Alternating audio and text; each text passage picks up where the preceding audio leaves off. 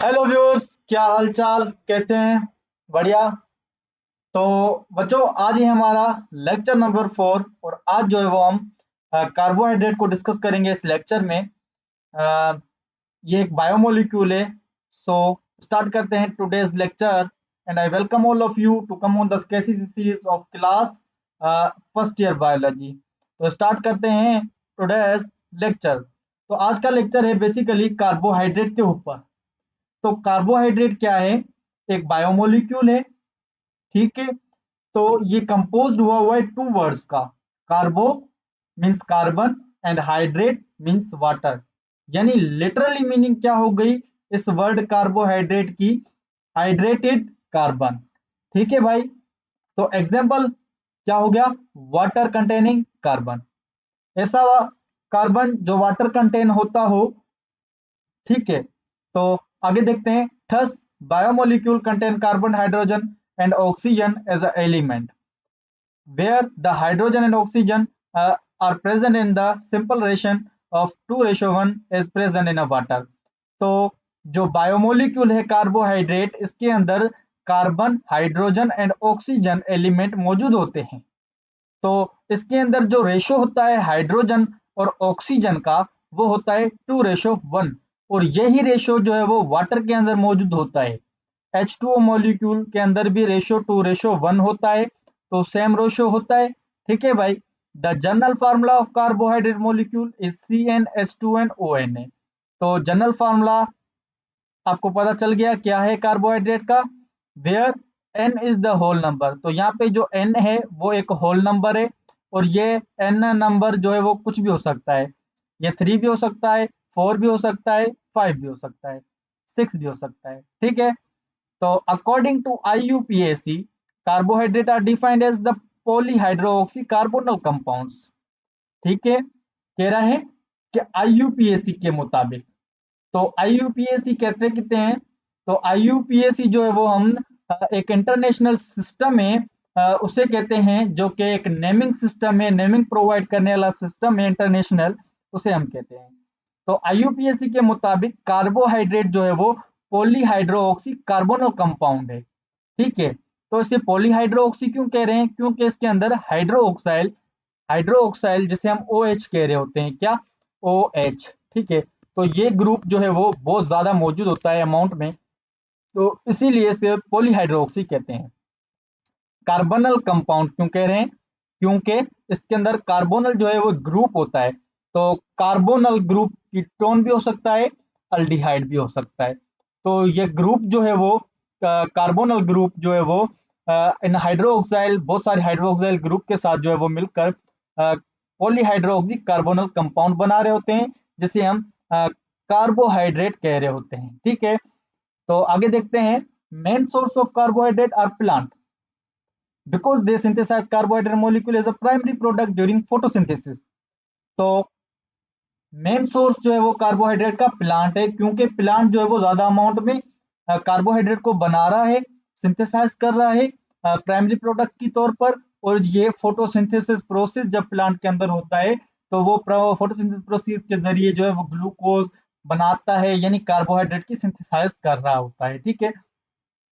तो उसी कार्बोहाइड्रेट से फिर बाद में दूसरे बायोमोलिक्यूल भी बन रहते हैं। कैसे? देखें कि other biomolecules are produced from carbohydrate during different metabolic pathway. तो दूसरे मेटाबॉलिक रिएक्शन होते हैं बाद में कार्बोहाइड्रेट के साथ, और कार्बोहाइड्रेट से दूसरे बायोमोलिक्यूल भी बन रहे होते हैं, जैसे कि लिपिड, प्रोटीन्स वगैरह। ठीक है। तो आगे देखते हैं। They are secret sorry they are sweet in taste. इनका टेस्ट बिल्कुल स्वीट होता है।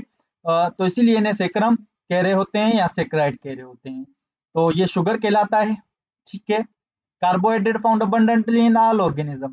वैसे तो सारे ऑर्गेनिज्म में तकरीबन कार्बोहाइड्रेट जो है वो पाया जाता है अबंडेंटली, पर सबसे ज्यादा कहाँ मौजूद होता है? प्लांट्स के अंदर। ठीक है। तो लाइक का सेलुलोज, जैसे कि सेलुलोज के अंदर कार्बोहाइड्रेट जो है वो बहुत ज्यादा, सबसे ज्यादा पाया जाता है कार्बोहाइड्रेट किसके अंदर? सेलुलोज के अंदर। तो सेलुलोज कहाँ होता है, क्या करता है? ये प्लांट की सेल वॉल बनाता है। ठीक है। तो प्लांट की सेल वॉल के अंदर भी कार्बोहाइड्रेट मौजूद होता है। पेपर्स में भी जो कार्बोहाइड्रेट वो है फाउंड होता है। स्टार्च में भी होता है। ठीक है। तो स्टार्च क्या है? एक पॉलीमर है, बायो मैक्रोमोलिक्यूल है। ठीक है। तो स्टार्च के अंदर बहुत सारे ग्लूकोज मॉलिक्यूल्स आपस में अटैच होकर स्टार्च बना रहे होते हैं। ठीक है, तो ग्लूकोज मोनोसेक्राइड, ऐसे बहुत सारे मोनोसेक्राइड ग्लूकोज के आपस में अटैच होकर स्टार्च को बना रहे होते हैं। तो स्टार्च प्लांट का एक रिजर्व फूड है, स्टोर्ड फूड है, जो कि बाद में स्टोर होता है क्रेनियल ग्रेन्स में। ठीक है, यानी अनाज में, दानों में, ट्यूबर्स में, आलू में, रूट में, शुगर कैन में। ठीक है, इन चीजों में जो है बाद में ये स्टोर हो रहा होता है। ठीक है, स्टार्च। तो ये structurally and functionally role play कर रहा है। ठीक है भाई, तो अब हाँ आगे देखते हैं हम फर्दर क्लासिफिकेशन ऑफ कार्बोहाइड्रेट। तो क्लासिफिकेशन ऑफ कार्बोहाइड्रेट हमारे पास है कि as we have discuss earlier, जैसे कि हमने पहले डिस्कस किया है कि कार्बोहाइड्रेट मॉलिक्यूल जो है वो सैकराइड है। क्या है? एक सैकराइड है। तो सैकराइड की बेस पे इसको क्लासिफाई किया गया है 3 ग्रुप्स में, मोनोसेक्राइड, ओलिगोसेक्राइड एंड पॉलीसेक्राइड। ठीक है, तो डिस्कस करते हैं मोनोसेक्राइड को। ठीक है, पर ये बात बताते चले आपको कि इस वीडियो लेक्चर में आपको सिर्फ मोनोसेक्राइड और ओलिगोसेक्राइड डिस्कस किया कराया जाएगा। नेक्स्ट वीडियो लेक्चर में आपको जो है वो पॉलीसेक्राइड जो है वो डिस्कस कराया जाएगा। ठीक है, तो डिस्कस करते हैं मोनोसेक्राइड को। Mono means one, saccharide means sugar. ठीक है भाई, the group of carbohydrate molecule which contain only one sugar molecule. ठीक है, तो कार्बोहाइड्रेट ग्रुप का वो मॉलिक्यूल जो सिर्फ एक ही शुगर का मॉलिक्यूल कंटेन कर रहा हो, उसे हम मोनोसेक्राइड कहते हैं। दे कैनॉट हाइड्रोलाइसिस, क्योंकि इसके अंदर एक ही जो है वो शुगर मॉलिक्यूल प्रेजेंट है, इसीलिए जो है वो एक ही शुगर मॉलिक्यूल प्रेजेंट है, तो इसीलिए ये हाइड्रोलाइज नहीं होता। ठीक है, यही रीजन है इसका। The empirical formula of their molecule is CnH2nON। इसका एम्पेरिकल फार्मूला हमारे पास ये रहा, CnH2nON। ठीक है, तो एग्जांपल क्या है? राइबोस, दूसरी फ्रुक्टोस। ठीक है, ETC। तो all are found in white crystalline. तो ये हमें जो है वो व्हाइट क्रिस्टलाइन और सॉलिड फॉर्म में जो है वो पाया जाता है। ठीक है, क्रिस्टल की सूरत में और सॉलिड स्ट्रक्चर में, फॉर्म में जो है वो हमारे पास ये मौजूद होता है। स्वीट इन टेस्ट है, सोल्यूबल इन वाटर है। ठीक है, मोनोसेक्राइड। तो फर्दर मोनोसेक्राइड की क्लासिफाइड कैसे होता है, डिवाइड कैसे होता है? तो ये होता है कार्बन एटम की प्रेजेंट पे, कि कार्बन एटम कितना मौजूद है। तो और उसके साथ जो है वो सफिक्स लगाया जाता है बाद में क्लास के साथ। ठीक है, तो number of atom, carbon atoms की प्रेजेंस पे जो है वो क्लासिफाइड किया गया है फर्दर मोनोसेक्राइड को। तो जो कोई इस टेबल में दिए गए हैं, तो उन क्लास को देखते हैं हम। तो देखें यहाँ पे हमारे पास मुख्तलिफ किस्म के क्लास हैं और उनके अंदर कार्बन एटम्स जो है वो मुख्तलिफ हैं। तो देखते हैं, सबसे पहले हमारे पास है ट्रायोस। क्या है? ट्रायोस है। ठीक है, तो बेसिकली ट्रायोस क्या है? जिसके अंदर कार्बन एटम कितने हैं? 3 है। ठीक है, 3 कार्बन एटम है, तो ट्रायोस एक शुगर है। ठीक है, तो इसके अंदर एग्जांपल हमारे पास ग्लाइसरोज आ जाता है, जिसे हम ग्लाइसरल्डिहाइड कहते हैं, या फिर डाइहाइड्रोक्सी एसीटोन। ठीक है, तो ये भी आ जाता है। ठीक है, इसी तरह फिर टेट्रोज है, जिसके अंदर कार्बन एटम 4 है। रेथ्रोज एग्जांपल है, रेथ्रोलोज भी है। पेंटोज जिसके अंदर 5 कार्बन एटम है, जिसे हम राइबोस और राइबिलोज एग्जांपल है। हेक्सोज भी है फिर, जिसके अंदर 6 कार्बन एटम है, example glucose, fructose, galactose, ETC। ठीक है, इसी तरह हेप्टोज है, उसके अंदर 7 कार्बन एटम मौजूद है। ठीक है, और एग्जांपल है ग्लूकोहेप्टोज। ठीक है भाई, तो यहाँ तक आपका क्लियर हो गया होगा। अब हम देखते हैं फर्दर आगे। ठीक है, तो लेट्स टॉक अबाउट फर्दर। ठीक है, तो यहाँ पे बात करते हैं हम फर्दर के ग्लाइसरोस एंड डाइहाइड्रोक्सी एसीटोन, जो कि ट्रायोज शुगर था। ठीक है, उनके एग्जाम्पल है। तो आर इम्पोर्टेंट है, इनको ये अहम है। ट्रायोज इम्पॉर्टेंट है, मेन है। ठीक है, और ये रेस्पायरेशन के दौरान जो है वो प्रोड्यूस हो रहे होते हैं। जब रेस्पायरेशन होती है तो ग्लाइसरोस या फिर डाइहाइड्रोक्सीटेन जिसे हम कह रहे हैं, ये जो है वो प्रोड्यूस होते हैं। तो टेट्रोज फिर बात की जाती है टेट्रोज की। तो टेट्रोज जो है वो रेयर इन नेचर है। ठीक है, और ये बैक्टीरिया के अंदर अकर करता है। फिर बात करें तो पेंटोज की, तो पेंटोज जो है वो basic skeleton of nucleus acid जो है वो फॉर्म कर रहा होता है। किस तरह देखें कि न्यूक्लिक एसिड के अंदर क्या मौजूद होता है? DNA मौजूद होता है। और DNA क्या है? डीएनए जो है वो पेंटोज शुगर से कंपोज्ड हुई होती है, बनी हुई होता है। उसके अंदर पेंटोज शुगर का स्ट्रक्चर मौजूद होता है इस तरह कुछ। तो यहाँ पे जो है वो यहाँ ऑक्सीजन होता है और यहाँ पे भी कार्बन, ठीक है, यहाँ पे भी कार्बन, यहाँ पे भी कार्बन और यहाँ पे भी कार्बन होता है, ठीक है। तो फिर यहाँ पे जो है वो नाइट्रोजन अटैच होता है और यहाँ पे फास्फोरस, ठीक है। तो इस तरह जो है वो यहाँ पे भी कार्बन मौजूद होता है, ठीक है भाई। तो ये था स्ट्रक्चर जो कि मौजूद था डीएनए के अंदर। आपने देखा पेंटोज शुगर का। तो इसीलिए पेंटोज शुगर जो है हमारे पास basic skeleton of nucleic acid को फॉर्म कर रही होती है, ठीक है। तो अब बात कर रहे हैं हेक्सोज के। Hexose are important sugar. Hexose जो है हमारे पास एक इम्पोर्टेंट शुगर है बायोलॉजिकल पॉइंट ऑफ व्यू से। क्यों? क्योंकि देखें आप ग्लूकोज को, जो ग्लूकोज है एक हेक्सोज शुगर है। और ये जो है हमारे पास राइप फ्रूट के अंदर जो है वो ग्लूकोज पाया जाता है। और स्वीट कॉर्न यानी मकई के अंदर, शहद के अंदर जो है वो ग्लूकोज मौजूद होता है। तो ये फाउंड होता है। It also found in all polysaccharide in combined state. तो कंबाइंड स्टेट में बहुत सारे पॉलीसेकेराइड के अंदर जो है ये मौजूद होता है, ठीक है। तो कैसे देखें, ग्लूकोज ग्लूकोज बहुत सारे मोनोसेकेराइड ग्लूकोज आपस में अटैच होकर पॉलीसेकेराइड बना रहे होते हैं और ये कंबाइंड स्टेट में होता है। तो फर्दर देखते हैं कि fructose and hexose, sorry, fructose and other hexose present in fruit. तो फ्रुक्टोज एक किस्म का दूसरा जो है वो हेक्सोज शुगर है और ये जो है वो फ्रूट शुगर कहलाता है, ठीक है भाई। इसे हम फ्रूट शुगर कह रहे होते हैं, फ्रूट के अंदर मौजूद होता है ये, इसीलिए। तो ये जो है usually they are found in ring structure. तो ये फाउंड होते हैं रिंग स्ट्रक्चर में, पर हम इसे ड्रा करते हैं ओपन स्ट्रक्चर में। बुक हमें बयान कर रहा है कि हमें इसके ओपन चेन फॉर्म स्ट्रक्चर में जो है हम ड्रा कर रहे होते हैं, फाउंड होता है हमें रिंग स्ट्रक्चर में। तो यहाँ पे देखें आप कि ये हमारे पास रिंग स्ट्रक्चर में भी ग्लूकोज है और ओपन चेन में भी है, ठीक है। और ये बेसिकली राइबोज जो कि पेंटोज शुगर की चेन फॉर्म में, जो हमारे पास ओपन चेन फॉर्म में स्ट्रक्चर मौजूद है, ठीक है। तो ये स्ट्रक्चर होता है इसका। आगे हम फर्दर देखते हैं कि हेक्सोज क्या है। तो the hexos are further divided into aldohexos, isomers having the same molecular formula but different structural formula like a glucose, galactose, mannose, etc. Ketohexos isomers like a fructose, sorbose, psychose, etc.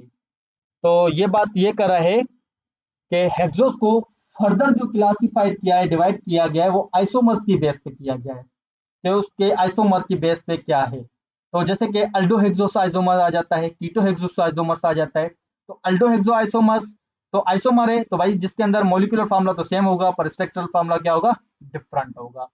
तो अल्डोहेक्सोस isomers के example हमारे पास हैं glucose, galactose and mannose. तो यहाँ पे structure देखें आप, ये रहा इनका स्ट्रक्चर जो कि हमारे पास मौजूद है।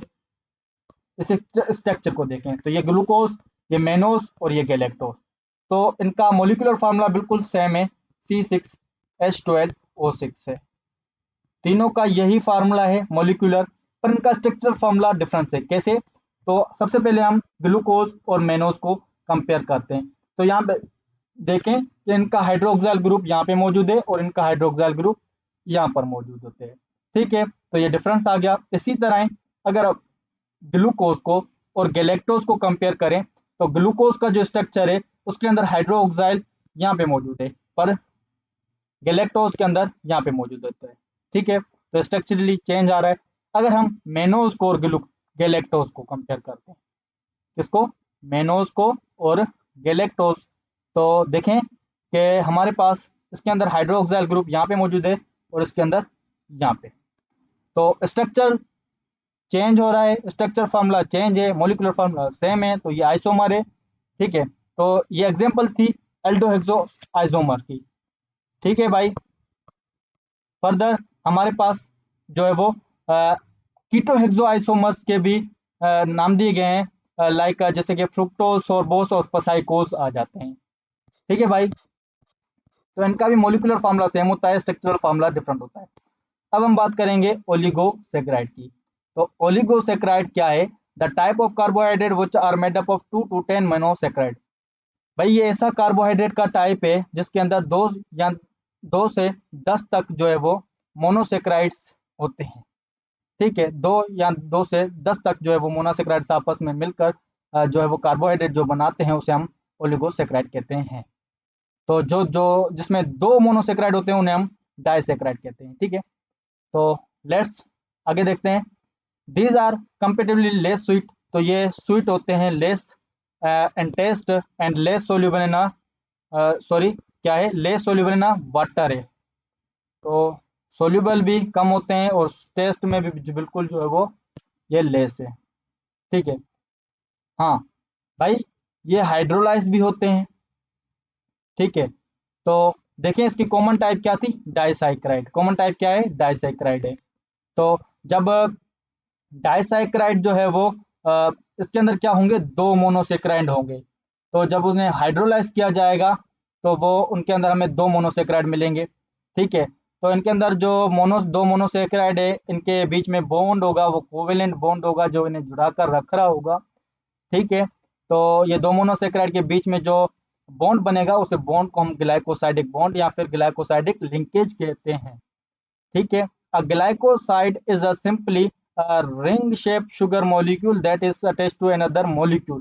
कह रहे वैसे क्या, अगर दो मोनोसेक्राइड हमारे पास जो दो मोनोसेक्राइड जब अटैच होकर डाइसेक्राइड बना रहे हैं, ठीक है, ग्लाइकोसाइडिक बॉन्ड उनके बीच में प्रेजेंट भी है, तो जो डाइसेक्रेट बना रहा है क्या वो ग्लाइकोसाइड कंपाउंड कहलाएगा? नहीं कहलाएगा। क्यों? क्योंकि ग्लाइकोसाइड कंपाउंड वो कंपाउंड होता है जिसके अंदर जो शुगर का मॉलिक्यूल है वो दूसरे मॉलिक्यूल के साथ अटैच होता है, तभी वो कंपाउंड जो है वो ग्लाइकोसाइड कंपाउंड कहलाता है। तो इसमें ऐसा नहीं हो रहा, इसमें दोनों ही शुगर के मॉलिक्यूल है। ठीक है, तो इसीलिए ये जो है वो इनके अंदर ग्लाइकोसाइडिक बॉन्ड तो वही प्रेजेंट होगा, पर ये ग्लाइकोसाइड कंपाउंड नहीं होगा। ठीक है, ये हमारे पास डाइसेक्राइड होगा। तो आगे देखते हैं, the ring sorry the sugar ring में भी आइदर 5 मेम्ब्रेन और 6 मेम्ब्रेन रिंग हो सकती है।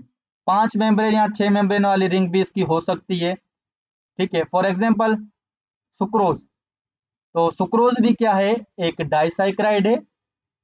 ठीक है, कंपोज्ड हुआ है दो शुगर यूनिट जिसके अंदर ग्लूकोज और फ्रुक्टोज आता है।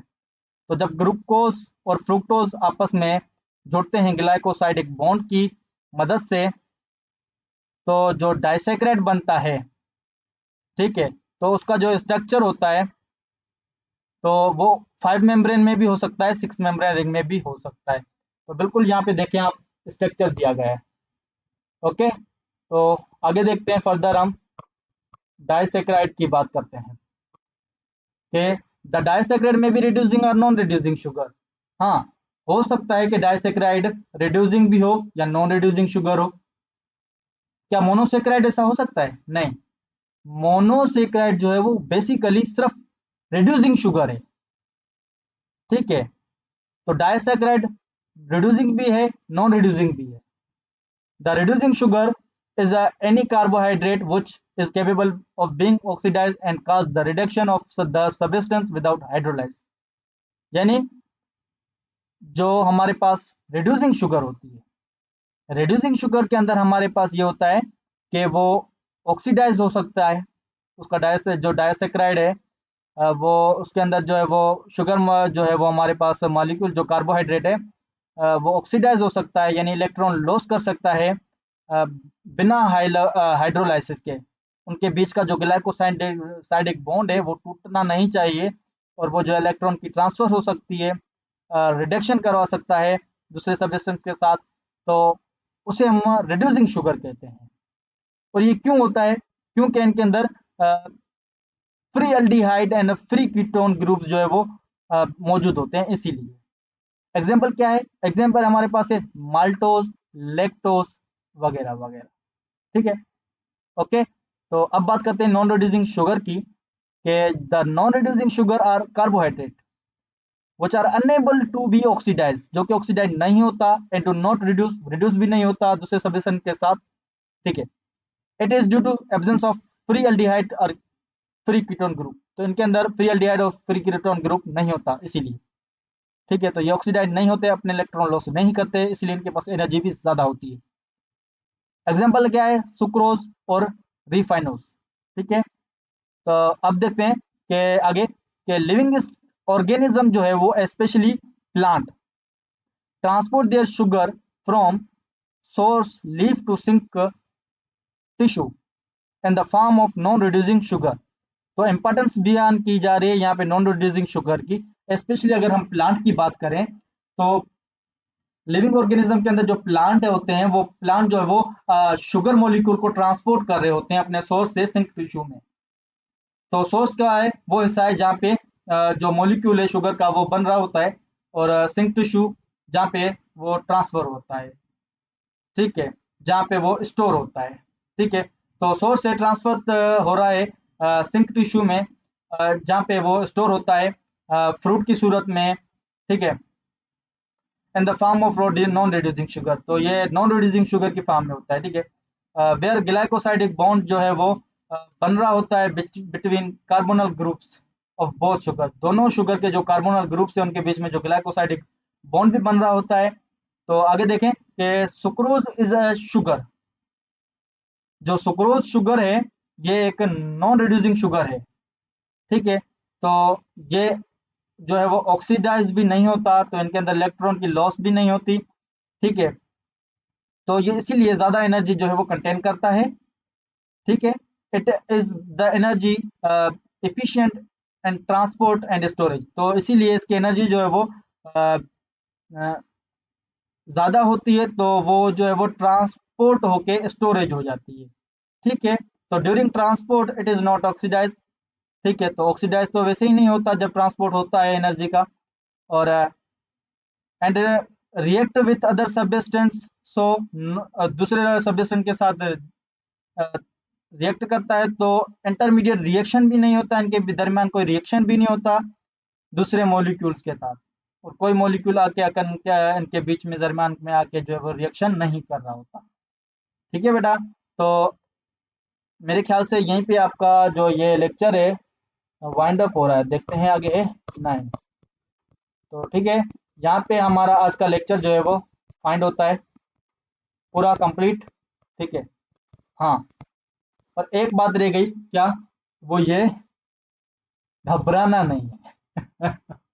तो ये कि नेक्स्ट आने वाली वीडियो लेक्चर में हम इसका जो है वो थर्ड ग्रुप जो है वो पॉलीसेकेराइड जो है वो उसे हम डिस्कस करेंगे डिटेल में, by line to line study करते हैं। ये हमारा कॉन्सेप्ट है कि हम जो है वो बायोलॉजी जो है वो लाइन टू लाइन स्टडी कर रहे हैं, इसीलिए क्योंकि हमारे पास जो एमसीक्यूज आते हैं वो लाइन टू लाइन ही आते हैं, ठीक है। कॉन्सेप्ट तो है समझना, क्योंकि रटा तो समझ के ही लगता है, वैसे तो रटा भूल जाते हैं, तो कुछ चीज़ें समझ के पढ़ी हुई होते हैं अंडरस्टैंडिंग से, तो ये वो चीज़ें याद रहती हैं, ऑटोमेटिकली कभी कोई पूछ भी लेता है तो दिमाग में आ जाता है और हम आंसर देने के काबिल हो जाते हैं। सो ओके बेटा, बाय, मिलेंगे एक नए नेक्स्ट वीडियो लेक्चर में, and love you all, okay bye then.